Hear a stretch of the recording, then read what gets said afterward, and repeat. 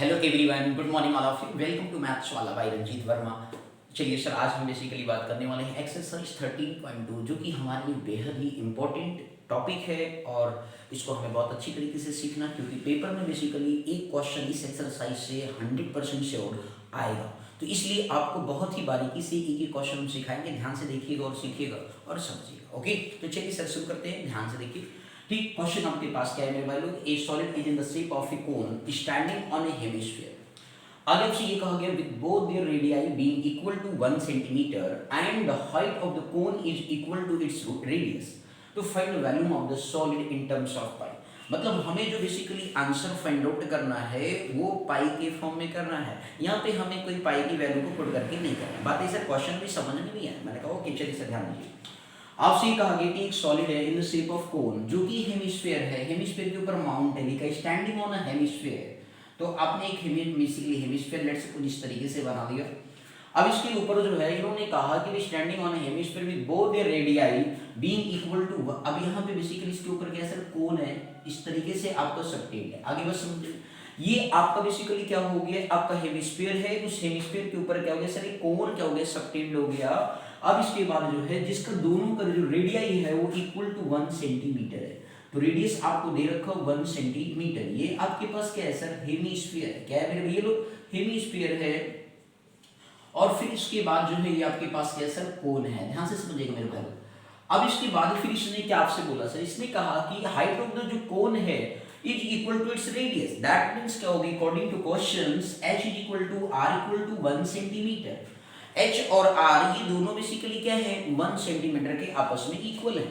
तो इन्होंने कहा कि find value of the solid in terms of pi. मतलब अब इस तरीके का सॉलिड देखिए दो चीजों से मिलके बना। मैंने कहा कि इस चैप्टर के अंदर केवल आपको क्वेश्चन की लाइनों को पढ़ करके फार्मूला मेकिंग आना चाहिए and then put value and obtain your answers. Okay, तो इस तरीके से बेसिकली ये आपको करना होगा। ओके, तो चलिए सर शुरू करते हैं। ध्यान से देखिएगा, क्वेश्चन आपका सॉल्यूशन पार्ट में आ जाते हैं। तो यहाँ पे जो है वैल्यूम ऑफ सॉलिड्स लिखेंगे। ध्यान से समझिएगा मेरे भाई लोग, क्या लिखेंगे, वैल्यूम ऑफ सॉलिड्स जो है जब आप लिखेंगे, वैल्यूम ऑफ सॉलिड्स के बारे में जब आप बात करेंगे तो उस पर्टिकुलर केस में लिखेंगे वैल्यूम ऑफ, क्या लिखेंगे मेरे भैया लोग, हेमिस्फीयर लिखेंगे। क्या लिखेंगे, volume of hemisphere plus volume of क्या लिखेंगे, सॉलिड। दोनों को जोड़ दीजिए और आंसर को ऑब्टेन कर लेंगे। ओके, अब आपको पता है कि वॉल्यूम ऑफ हेमिस्फीयर क्या होता है भाई, ठीक, तो आपका होता है 2/3 पाई आर क्यूब। तो इस तरीके से आप यहाँ पे लिखेंगे 2/3 पाई आर क्यूब लिखेंगे। वैल्यूम ऑफ सॉलिड के बारे में बात करेंगे तो 1/3 पाई आर स्क्वायर क्या होता है, h होता है। ओके, अब इस तरीके से जो है यहाँ पे जरा ध्यान से समझने की कोशिश करिएगा। आपका जो h है वो भी r की क्या है सर, इक्वल है। ओके, तो 2/3 pi r cube plus 1/3 pi r cube.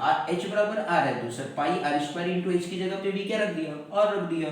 तो इससे क्या बन गया, 2/3 pi r cube plus 1/3 pi r क्या हो गया, क्यूब। देखो जरा डिनोमिनेटर सेम है तो न्यूमरेटर आपस में क्या होगा, ऐड हो जाएगा। तो इस तरीके से जो है आपके पास क्या गया, 2/3 प्लस आपका 1/3। और इस तरीके से देखो पाई आर क्यूब यहाँ भी है, पाई आर क्यूब यहाँ पे भी है, तो हमने क्या कर लिया, कॉमन कर लिया। तो इस तरीके डिनोमिनेटर सेम तो न्यूमरेटर आज इट इज ऐड हो गया, तो 2 + 1 आपका हो गया पाई आर क्यूब हो गया। इस तरीके से देखिए 3/3 पाई आर क्या आ गया, क्यूब आ गया। 3 से 3 क्या हो गया, कैंसिल हो गया। और फिर इस तरीके से जो है आपके पास r की वैल्यू कितनी है, 1 है, तो 1 का क्यूब हो गया। दैट मींस क्या गया, तो आपका पाई क्या बन गया, सेंटीमीटर। 1 का क्यूब भैया तो 1 ही होता है ना, बोलो भाई। 1 की कोई भी पावर हो, आंसर हमेशा क्या होता है, 1 ही होता है। तो इस तरीके से कहने का मतलब ये हो गया कि मेरे भाई आपका बेसिकली आंसर कितना हो गया, पाई सेंटीमीटर क्यूब हो गया। तो पाई के टर्म्स में हमें क्या निकालना था सर, वैल्यूम निकालना था। तो ये बहुत ही छोटा सा पसंदीदा क्वेश्चन था आपके लिए। बोलो आया सर समझ में, नहीं तो बहुत ही प्यार से बिल्कुल फार्मूला मेकिंग सीखे, कैसे आंसर निकालते हैं वो सीखे। ओके, तो चलिए सर शुरू करते हैं क्वेश्चन नंबर 2। बड़े मजेदार क्वेश्चन से, ध्यान से देखिएगा, काफी अच्छा क्वेश्चन है। क्वेश्चन नंबर 2 ध्यान से समझिए। क्वेश्चन नंबर 2 काफी बेहतरीन है, बस आपको ध्यान से देखना है और अच्छे से समझना है बिना हेड के। ओके, चलिए ध्यान से देखिएगा मेरे भाई, बहुत ही अच्छा क्वेश्चन है, बस इतना ही कहूंगा। क्वेश्चन नंबर क्या है सर जी, 2 है। ध्यान दीजिए, बहुत ही अच्छा क्वेश्चन। मैंने कहा भाई देखिए भैया, एक रचिल भाई साहब है, क्वेश्चन ध्यान से देखिएगा मेरे भाई लोग, परेशान नहीं होइएगा। क्वेश्चन नंबर 2 ये कहता है कि रचिल एन इंजीनियरिंग स्टूडेंट, रचिल जो है एक इंजीनियरिंग स्टूडेंट है, was asked to make a model shaped like a cylinder with two cones attached at its two ends by using the thin aluminum sheet. उसने कहा कि भाई रचिल साहब कह रहे हैं कि वो मॉडल बना रहा है, सिलिंड्रिकल है, सिलेंडर के दोनों एंड पर वो क्या कर रहा है सर जी, कोन को जोड़ दे रहा है एल्यूमिनियम थिन शीट से। किससे भैया? एल्यूमिनियम थिन शीट से वो दोनों साइड पे क्या कर रहा है, कोन को इस तरीके से अटैच कर दे रहा है। कुछ इस तरीके का डायग्राम वो मॉडल को क्या सर बना रहा है। इस तरीके से वो क्या कर रहा है सर जी, मॉडल को क्या कर रहा है, ड्रॉ कर रहा है। आगे आपसे ये कह रहा है कि the diameter of the model is 3 centimetre. तो भैया एंड पे जोड़ा है, दैट मींस ये हो गया कि जो डायमीटर ऑफ सिलेंडर होगा और डायमीटर ऑफ जो कोन होगा, दोनों की वैल्यू क्या होगी, सेम होगी। तो इस तरीके से आपसे ये कहा गया कि डायमीटर ऑफ द मॉडल जो है आपको दे रखा है सर डी बराबर कितना, 3 centimetre.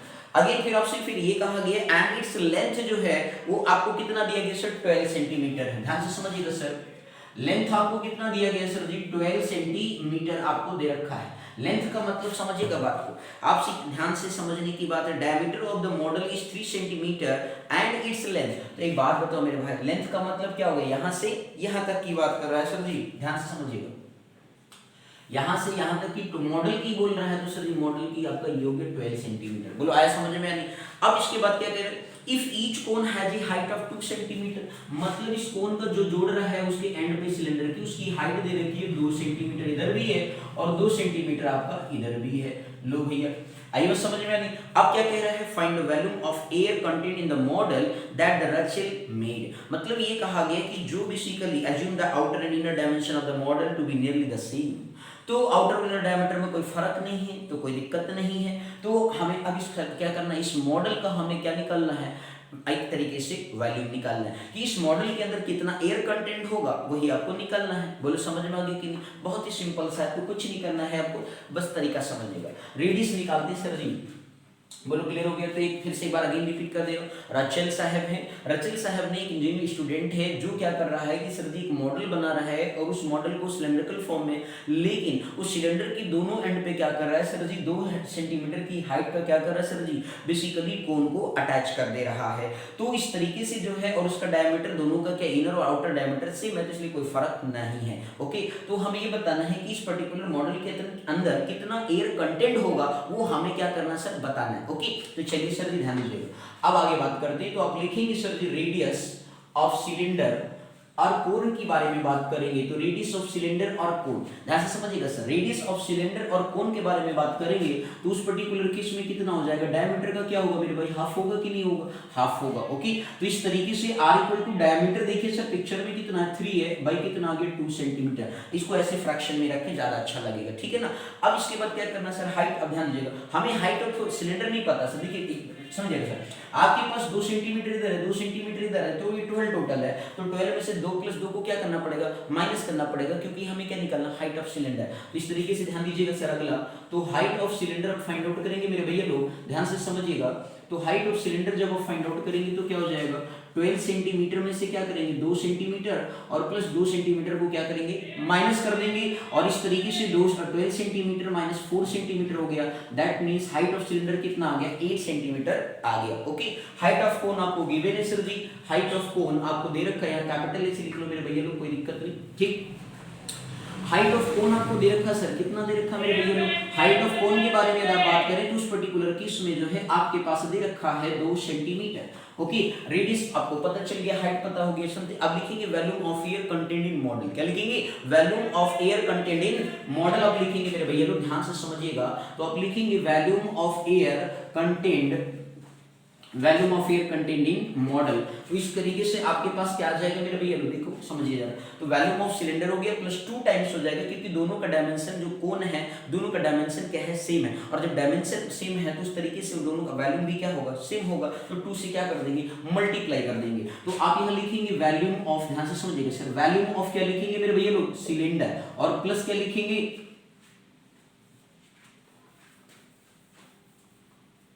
Volume of cylinder plus क्या हो गया, 2 टाइम्स वॉल्यूम ऑफ कितना हो गया सर जी, कोन हो गया। क्या बन गया sir ji, volume of cone हो गया। बोलो क्लियर हो गया कि नहीं। तो इस तरीके से volume of cylinder plus 2 times volume of क्या हो गया, कोन हो गया। अब इस तरीके से वॉल्यूम ऑफ सिलेंडर अपने पढ़ा होगा मेरे भाई लोग, क्या पढ़ा है सर जी, पाई r² h हो गया, 2 इंटू सर जी कितना हो गया, वॉल्यूम ऑफ कोन के बारे में बात करें, ध्यान दीजिएगा, वॉल्यूम ऑफ सिलेंडर कितना हो गया, पाई आर स्क्वायर एच हो गया, volume of cone 2 into volume of कोन कितना होता है 1/3 पाई आर स्क्वायर क्या होता है, एच होता है। सर यहाँ पे एच को कैपिटल कर दो क्योंकि दोनों का रेडियस क्या है सर जी, सेम है, ध्यान से समझिएगा, दोनों का रेडियस क्या है सर, सेम है। ओके, तो देखिए यहाँ पे अब रेडियस सेम होने की वजह से पाई आर स्क्वायर यहाँ पे भी है, पाई आर स्क्वायर यहाँ पे भी है, तो इस तरीके से आप क्या करेंगे, पाई आर स्क्वायर को कॉमन कर लेंगे। ओके, तो पाई आर स्क्वायर को आपने कॉमन कर लिया, यहाँ पे बचा h और यहाँ से क्या बचा 2/3 स्मॉल h बचा, बोलो क्लियर हो गया, यहाँ से h बचा, हाइट ऑफ सिलेंडर बचा, और यहाँ से 2/3 स्मॉल h मतलब कि कोण का। ठीक, अब इस तरीके से मेरे भैया लोग कैलकुलेशन करेंगे, ध्यान दीजिएगा, पाई की वैल्यू कितनी होती है 22/7 लिख लो। ठीक, इसके बाद रेडियस आपके पास कितना है 3/2 है का होल स्क्वायर कर लो सर। इसके बाद नेक्स्ट आपसे कहा गया कि बेसिकली हाइट आप देखिए सर कितना आया 8 आया है, 2/3 इंटू h कितना है सर जी, देखिए कोण का कितना हाइट है 2 है, अब आपका ये कितना हो जाएगा सेंटीमीटर क्यूब बन जाएगा, बोलो क्लियर है। तो 22/7 हो गया, 3 3 जा 9 हो गया, अपन 4 हो गया, और इस तरीके से एलसीएम आप लेंगे तो 8 प्लस कितना हो गया 2 2 जो 4 अपन कितना आ गया 3 आ गया, बोलो क्लियर है ना मेरे बेलो। अब इस तरीके से जो है आप यहाँ पे ध्यान से समझिएगा, तो 22 बाई कितना हो गया 22/7 हो गया मल्टीप्लाई 9 बाई कितना हो गया मेरे भाई 4 हो गया, ठीक है ना, 9/4। कैलकुलेशन बहुत ही ध्यान से देखना मेरे भाई, बहुत इंपॉर्टेंट है कैलकुलेशन, क्योंकि थोड़ा सा भी मिस्टेक हुआ तो आंसर गड़बड़ हो गया भाई। कैलकुलेशन कुछ अच्छा लिखे थे लेकिन मामला यहाँ गड़बड़ कर दिए तो गड़बड़ सब है, ठीक है ना, तो गड़बड़ नहीं करना, बहुत ध्यान से सीखना। ओके, तो 3 8 हमारा काम है कि आपको एक एक बात सही से बताना, आई समझ में नहीं मेरे भाई, बोलो क्लियर है। आगे नेक्स्ट बात करते हैं, तो 3 8 कितना हो गया 24 हो गया, प्लस कितना हो गया ध्यान दीजिएगा 3 8 24 प्लस 4 अपन कितना हो गया 3 होगा कि नहीं होगा, होगा कि नहीं, बोलो होगा। ओके सर, अब इस तरीके से जो है 22 बाई का हो गया भाई 7 हो गया, 9 अपन कितना हो गया 4 हो गया,